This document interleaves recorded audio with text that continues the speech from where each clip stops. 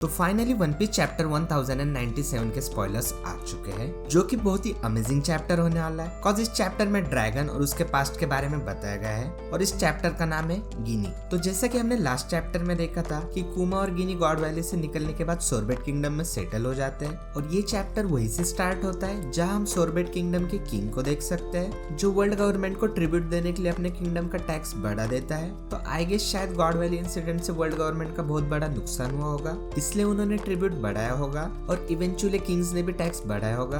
But सभी लोग tax नहीं दे पाते हैं, तो किंग ट्रिब्यूट को कम करने के लिए अपने किंगडम को दो पार्ट्स में डिवाइड करता है। एक वो पार्ट जिसे स्टेट प्रोटेक्ट करता था, जहाँ रूल्स और लॉज थे, और दूसरा पार्ट आउटलॉ बन जाता है जहाँ कोई कानून नहीं, एकदम वानों की कुरी जैसा। और कुमा उसी आउटलॉ पार्ट में रहता है। बट इस टायरेंट किंग के रूल को खत्म करने के लिए ड्रैगन की फ्रीडम आर्मी सोरबेट किंगडम पे अटैक कर देती है, जिसे खुद ड्रैगन और इवन को लीड कर रहे थे। और सोरबेट को आजादी दिलाने के बाद कुमा भी फ्रीडम आर्मी को ज्वाइन कर लेता है। और फिर ये रिवील होता है कि ड्रैगन पहले एक मरीन था, अब उसका रैंक तो अभी तक रिवील नहीं हुआ है। बट मुझे ऐसा लगता है कि ड्रैगन एडमिरल से नीचे तो नहीं होगा।